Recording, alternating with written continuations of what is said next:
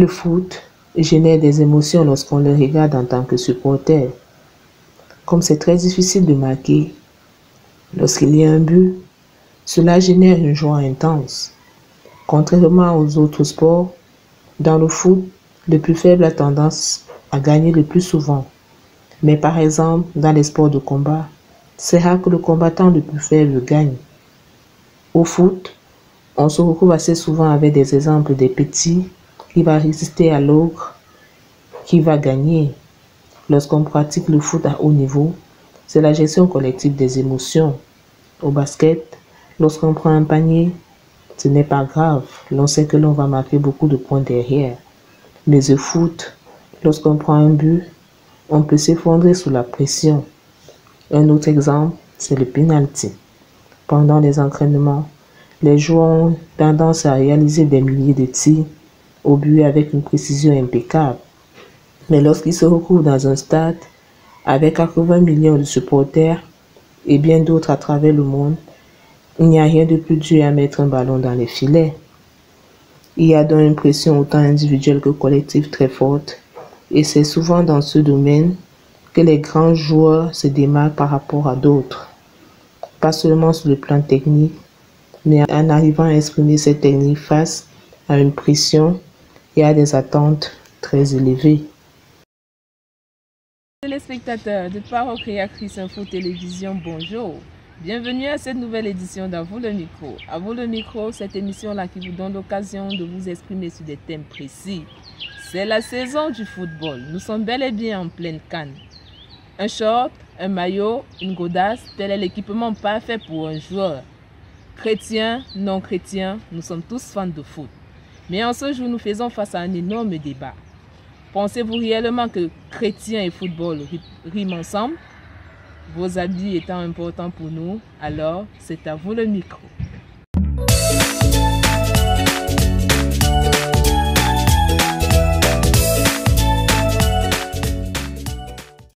Okay, I'm for the fact that Christians should participate in sport activities like football or watch football matches, because football, like any other sport, is just a sport and it's an exercise. It helps us as humans also. So if we as Christians could play football or watch it, it's a form of entertainment. It's no strings attached. It's just to help us. Thank you. Ce n'est pas le domaine chrétien. La Bible nous a dit que le sport, que l'exercice physique est pour peu de choses. C'est la foi qui a une grande contribution dans notre foi, dans notre vie. N'est-ce pas? Ça ne sert à rien d'aller jouer au football. Parce qu'à un moment donné, même les gens entourent des esprits. Ils entourent des esprits qui ne sont pas des esprits chrétiens. Donc, franchement, par là, ce n'est pas la peine de commencer à militer sur les équipes de football.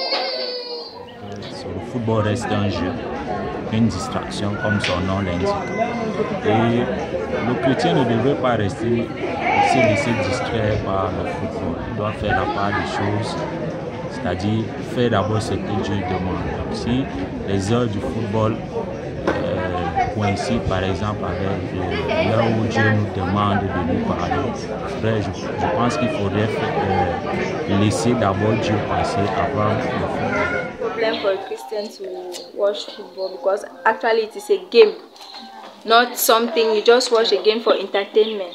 So it's not something bad for me. Vu le point de vue de mon pasteur, je pense que c'est une abomination pour un chrétien. Parce que le football, c'est un sport d'hommes. C'est une création des hommes. Et le chrétien ne peut pas admirer autant et être fanatique autant d'une création d'hommes. Donc, là, c'est mon point de vue. Je me dis tout simplement que le chrétien doit plus se focaliser sur les sensations que Dieu peut lui procurer que de se focaliser sur les sensations qu'un sport d'homme. Je sais que le football est un divertissement, mais pour le chrétien, ça n'a pas tellement d'importance. Parce qu'il dirait qu'on ne réfléchit pas avec le pied. Vous voyez tant de moyens d'attention comme sur le football. Vous voyez que vraiment, le domaine qu'il fallait vraiment regarder, on s'en fout. En tout cas, le football est quelque chose inventé par le monde. Ça a été inventé pour apporter la paix sur la terre par rapport au conflit qui se passait. Si le football a été inventé pour apaiser les problèmes qui se passent sur la terre, alors on peut l'admettre dans la vie courante. Mais quand en ce qui concerne les chrétiens, ils doivent prendre beaucoup de distance pour cela.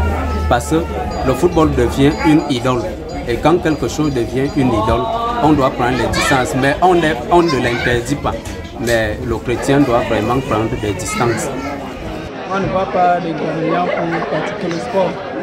Pour moi, le football, pour moi, ça devient un démon. Quand l'heure du culte arrive, tu vois le football, c'est là que ça devient un problème. Mais pour moi, un chrétien doit être équilibré. Moi, je pense que la Bible n'interdit pas aux enfants de Dieu de faire le football, de faire du sport. Tu peux te lever un matin, tu peux faire du sport sans problème. Tu peux regarder le football naturellement, sans toutefois être dans l'esprit de la chose, sans toutefois entrer dans l'esprit de la chose, tout en sachant que tu es un chrétien. Tu dois savoir faire la part des choses. Tu connais la parole. Et il n'y a pas une écriture dans la Bible qu'on peut utiliser pour interdire quelqu'un d'aller regarder le football. Mais il y a une écriture qui dit que tu n'auras pas d'autre Dieu que moi. La Bible dit cela pour dire quoi? Frère Branham dit que celui qui touche tout ce que vous mettez avant Dieu est une idole. Parce que si maintenant, à l'heure du culte, tu pars regarder le football, il y a un problème. S'il y a un programme de Dieu et il y a le football, moi je pense qu'il faut choisir le programme de Dieu et abandonner le programme du monde. Donc c'est ce que moi je pense. Parce que le programme de Dieu est plus important. Le football, c'est un sport que nous jeunes, nous aimons d'abord de nature. Et le football, pour moi, en tant que jeune, c'est une bonne chose que moi j'aime. Mais maintenant, tout dépend comment nous prenons cette chose. Parce que la Bible nous parle de Dieu de ce monde. Si nous prenons le football comme étant au-dessus de Dieu, ça devient une très mauvaise chose. Mais si nous prenons le football comme un sport collectif, comme un sport physique, je ne vois pas en quoi ça peut déranger. Mais ça fait obstacle lorsque ça prend la place de Dieu. Bon, concernant la CAN, chercher à savoir si oui ou non les chrétiens doivent regarder le match. C'est un peu complexe, mais je crois que Jésus dit dans la Bible que nous sommes du monde, mais nous ne faisons pas partie du monde. Et dans le monde dont nous faisons partie, nous sommes Camerounais. Et on est aussi un peu patriotique, c'est-à-dire on aime notre pays. William Branham disait qu'il peut accompagner son pays, l'Amérique, en guerre, il peut accompagner dans le foot, il peut l'accompagner en tout. Donc c'est les mêmes choses nous concernant également. Dieu vous bénisse.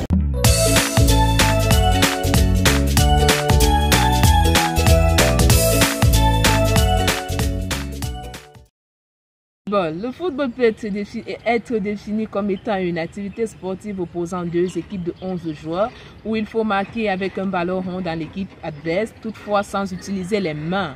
Tout en ayant l'esprit compétitif, nous devons garder l'esprit d'équipe. Voilà pourquoi le prophète Branham nous dit dans la bande l'influence d'un autre paragraphe 67, prêché le 13 octobre 1962. Je cite, « Quand vous jouez au ballon, c'est la saison de football.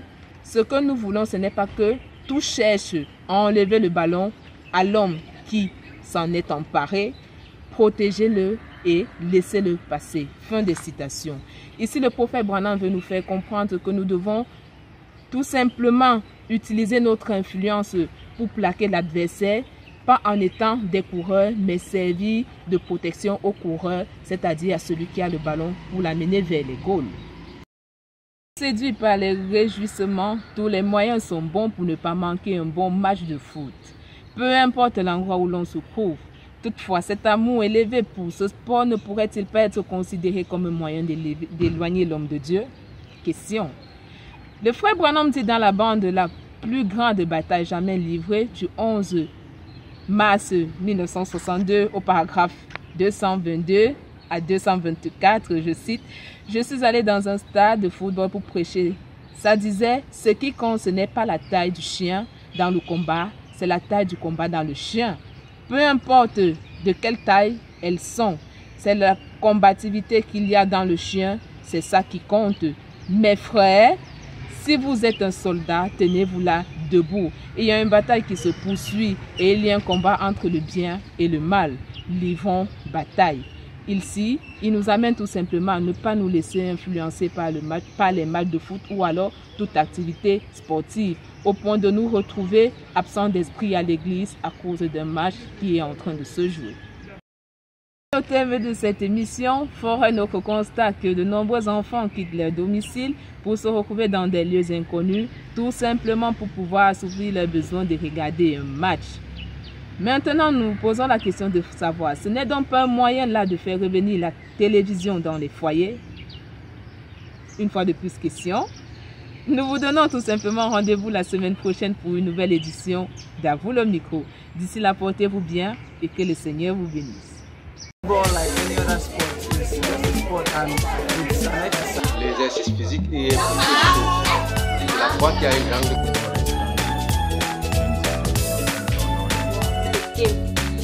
Not something you just watch a game for entertainment. Je pense que c'est une abomination pour être chrétien. Parce que le football, c'est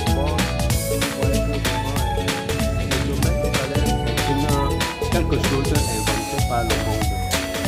On ne va pas déterminer le sport. Il faut l'accompagner dans le foot, il faut l'accompagner.